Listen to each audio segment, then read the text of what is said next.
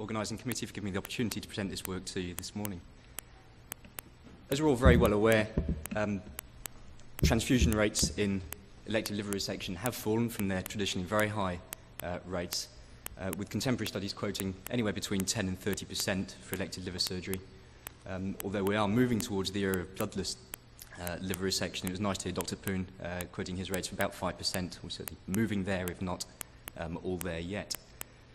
We have become increasingly aware of the detrimental effects of blood transfusion in our patients, not only for the increased risk of transmission of viral infections and the increased post-hospital stay, post-operative complication rates, but also because of the immunomodulatory effect of allogenic blood transfusion, with their implication for increased tumour recurrence and poorer patient prognosis. For a long time now, we've tried to rationalise our blood ordering preoperatively, and also to rationalise our use of blood products in our patients. This has been around for the last 30 years or so. You'll all be aware of the maximum surgical blood ordering schedule that outlines how much blood should be ordered preoperatively, dependent on resection type, surgery type. And over the last decade or so, this has been revisited to make it more patient-specific, including patient factors or estimated operative blood loss, and also been revisited with a view to stratifying which patients may benefit from autologous blood donation or preoperative erythropoietin, with a view to reducing allogenic blood transfusions. However, I'd like to present our work in a slightly different context and add another facet to the argument. This is a facet that probably affects us more in the UK than it does over in the States. This slide is courtesy of our National Blood Transfusion Service. Shows that our number of active blood donors is falling. This is back in the year 2000. It shows the trend of donors falling, way exceeding the marginal fall in our donors required to maintain an adequate national blood pool. And this trend continued over 5 years. We've lost 20% of our active blood donors in the last 5 years, as well as a drop-off of how many times per year those donors are actually depositing blood. This worries our transfusion service with the fact that we're on the brink of having a test for new variant CJD.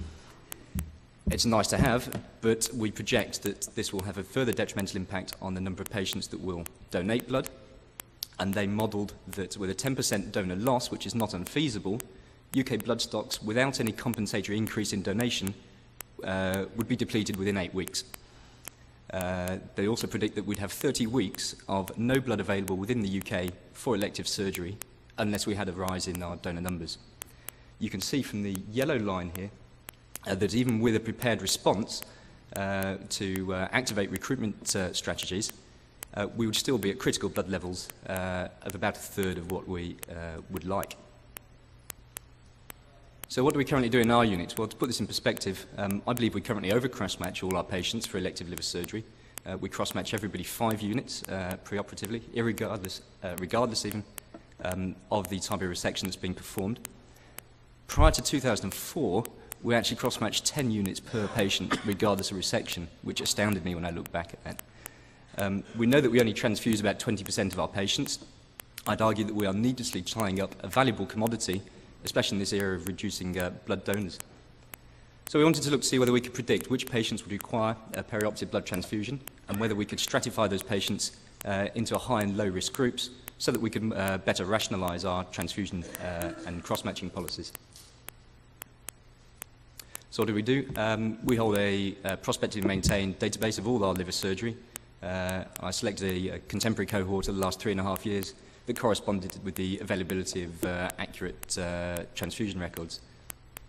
I identified 589 patients, bearing in mind that this excludes patients for liver transplant, RFA, open and closed negative laparotomies.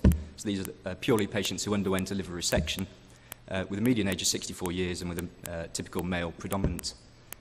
We identified 26 clinico-pathological variables that might be predictive of blood transfusion, and defined a perioperative transfusion as any transfusion within 48 hours of surgery, this being the time that cross-matched blood is held for that patient and out of the circulating hospital pool of blood, and also because patients who require a transfusion further down the line can quite easily be regroup and saved and cross-matched for that. We looked at how much blood was cross-matched preoperatively, how much was transfused, and how much was returned to the blood bank, and then looked at univariate and multivariate regression analysis to identify predictors of transfusion. This table just outlines our transfusion practice based on operation type.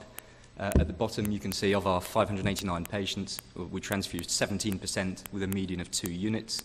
And from the table, as you'd expect, the more extensive resections, left and right trisectionectomies, requiring blood most frequently, so between 40 and 60%, as against a background of 10 to 15. I think of note, this is also quite high for our left laterals as well at 13%. So. At the bottom, the cross-match to transfusion ratio of 11 to 1 is astonishingly high. It's certainly far greater than the ratio of 2 to 1 that is we aspire to, and that's something that we need to look at. So looking at the univariate analysis, this table just shows all those variables that were significantly predictive of blood transfusion on the univariate analysis. I won't spend too much time on that, but they essentially include coronary artery disease, the histological diagnosis, the extent of resection, tumour size, preoperative haemoglobin and the like. Probably more important than the ones that weren't significant for now. Age, sex, underlying steatosis and fibrosis failed to reach significance. Bilaterality of resection, use of Pring manoeuvres, and preoperative chemo and radiotherapy. None of those were statistically significant. So when we put this into our multivariate analysis, 7 factors came out as being predictive of blood transfusion. Coronary artery disease, not unexpectedly, as we have a higher transfusion threshold for these patients of 10 grams per deciliter as opposed to 8 grams per deciliter.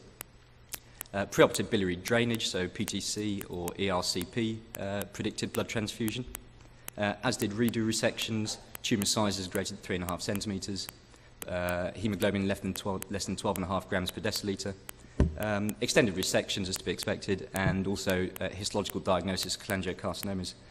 All our diagnoses were corroborated with the pathological reports postoperatively. So in terms of applying this clinically, we constructed a risk score to see if we could stratify our patients into high and low risk of perioperative transfusion, and bearing in mind that the odds ratios were broadly equivalent, we assigned each predictor a score of 1, giving a score of 0 to 7 for each patient. We then looked to see whether that corresponded to their percentage of transfusion, how much blood they actually received. And as this table shows, with increasing risk score, there's a much greater proportion of patients actually being transfused. The median number of units being transfused per group doesn't vary wildly, although there is a trend for increasing transfusions the higher up the table or the lower down the table you go as you look at it. We decided to stratify patients based on a score of less than 2.